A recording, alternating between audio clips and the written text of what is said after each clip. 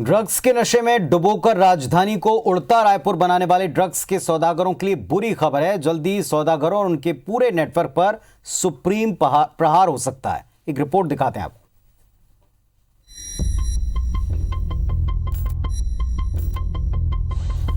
छत्तीसगढ़ की राजधानी रायपुर में चल रहे ड्रग्स के कारोबार के खिलाफ आईबीसी 24 लगातार अभियान चला रहा है।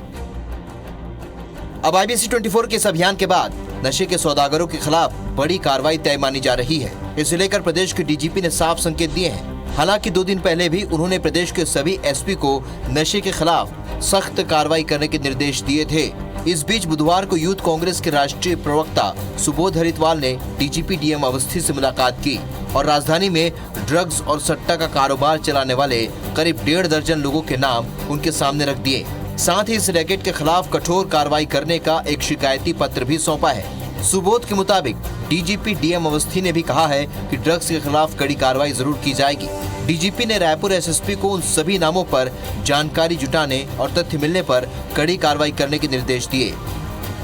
देखिए, मैंने जिस तरीके का कहा था, मैंने उसी कहे अनुसार डीजीपी साहब से मुलाकात की और मैंने अपने सारे जो नामजद शिकायत थी वो उन्हें दी है और मुझे बहुत संतुष्टि है। और मैं इस लड़ाई को लड़ने में जो मनोबल आज डीजी साहब से मिला है उसके लिए उनका मैं धन्यवाद देता हूँ। उधर लॉकडाउन के दौरान तमाम नियम कायदों की धज्जियां उड़ाकर रायपुर के क्वींस क्लब में आयोजित नशे की पार्टी के बाद अलग अलग सरकारी एजेंसियों ने क्लब संचालकों पर शिकंजा कसना शुरू कर दिया है। क्लब के डायरेक्टर के बारे में गुमराह किए जाने के बाद पुलिस ने Eminent Infrastructure Private Limited company के तमाम डायरेक्टर्स की जानकारी के लिए हाउसिंग बोर्ड को पत्र लिखा है।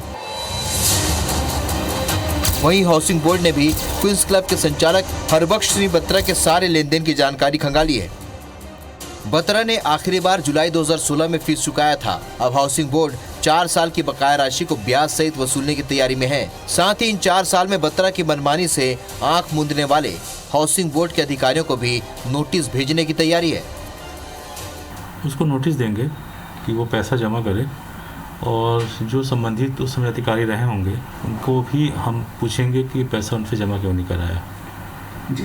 तो जो भी इसमें होगी विवरण पूरा मुख्यालय को अवगत कराया जाएगा। मुख्यालय इस पर कार्रवाई करेगी। बहरहाल क्वींस क्लब में नशे की पार्टी हो या फिर राजधानी में ड्रग्स सौदागरों का नेटवर्क, दोनों में ही रसूख का तगड़ा खेल खेला गया है। अब देखना होगा कि आईबीसी 24 के तमाम खुलासों और प्रदेश के डीजीपी की ओर से कठोर कार्रवाई के ऐलान के बाद रसूख का ये तिलिस्म कैसे टूटता है और इसके खिलाड़ी कब तक सलाखों के पीछे जाते हैं। राजेश राज, आईबीसी 24, रायपुर। और तहसीन जैदी हमारे सहयोगी इस वक्त हमारे साथ में जुड़ गए हैं। तहसीन, बार बार ये बात कही जा रही कि एक बड़ा खुलासा होगा, एक बड़ी कार्रवाई होगी, क्या पुलिस के हाथ ऐसा लगा है? देखिए, जिस तरीके से आईबीसी 24 की जो नशे के खिलाफ एक मुहिम जो चली है उसमें परत दर परत जो है पूरे राज खुलते जा रहे हैं। यहाँ पे हम एक और बड़ा एक खुलासा यहाँ पे करना चाह रहे हैं कि आज पुलिस ने एक वीआईपी रोड स्थित एक बड़े होटल के संचालक को बुलाया था और करीब उनसे 2.5 घंटा पूछताछ की है। हालांकि पुलिस ने इस बात का भी खुलासा नहीं किया है कि उन्होंने क्या क्या बताया, लेकिन इस बात का दावा जरूर कर रहे हैं कि उनसे कई अहम क्लू मिले हैं। और इसके अलावा जो पुराने शहर, चाहे गुड़ियारी हो, पुरानी बस्ती है, वहां के करीब 6 लोगों को पूछताछ के लिए बुलाया है। और यहाँ पे लेकिन एक बड़ा सवाल यहाँ पे खड़ा ये होता है कि अगर पेडलर्स के पास से इनके नाम निकले हैं, उनकी जानकारियां आई हैं, तो उनको पूछताछ करके छोड़ क्यों दिया गया, ये बड़ा सवाल एक पुलिस पे यहाँ पे खड़ा होता है। इसके अलावा जिस तरीके से इन जो दोनों पेडलर थे, श्रेयांश झाबक और विकास बंछोर, इनके हौसले इतने बुलंद थे कि इन्होंने एक महंगा ऑफिस, जो वीआईपी रोड स्थित एक बड़ा कॉम्प्लेक्स है, काफी महंगा माना जाता है, वहां पे बाकायदा एक ऑफिस लेके रखा था जहां पे ये ड्रग का पूरा कारोबार वहां से संचालित करते थे। वहां गोदाम भी उन्होंने बना रखा था। इसके अलावा इनके पास से एक अहम जानकारी ये भी आई है पुलिस से कि इनको एक बड़ा जो खेप था वो पहुंचाना था।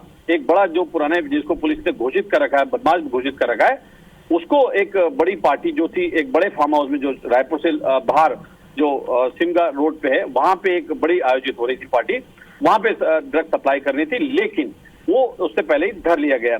तो कुल मिला के ये कई सवाल इस बात के भी खड़े होते हैं कि जिस तरीके से पुलिस पूछताछ कर रही है, चाहे वो होटल संचालक हो चाहे कुछ शहर के कुछ नामचीन लोग हों, उन लोगों को बुला के जो पूछताछ की गई है उसमें कई अहम बात यहाँ पे निकल के आई है, लेकिन पुलिस अभी तक इस बात का खुलासा नहीं कर रही है कि जी। उसमें क्या क्या निकला है।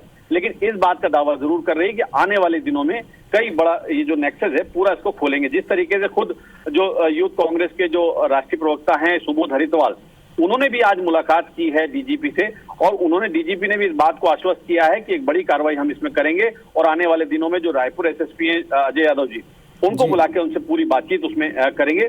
लेकिन एक बड़ा सवाल यहाँ पे खड़ा होता है कि ये लोग जो लगातार इस तरीके से माल सप्लाई कर रहे थे, एक बड़ा नेक्सस ही चला रहे थे, तो निश्चित तौर पे एक वो भी पुलिस जी। की नाक के नीचे, क्योंकि थाना वहां से जो इनका एक जो ऑफिस था वहां ज्यादा दूर नहीं, तकरीबन 500 कदम की दूरी पे एक थाना है, लेकिन उसके बावजूद भी ये संचालित हो रहा था। निश्चित तौर पे पुलिस की पूरी कार्यप्रणाली पे सवालिया निशान खड़े करता है। जी, बहुत शुक्रिया तहसीन आपका इस जानकारी के लिए। तो जैसा तहसीन बता रहे हैं कि 500 मीटर की दूरी पर दफ्तर चलता रहा, इतना बड़ा वहां स्टॉक करके रखा गया, तब कोई जानकारी नहीं लगी, यानी तंत्र पर जो सूचना तंत्र है उस पर भी बड़ा सवाल है।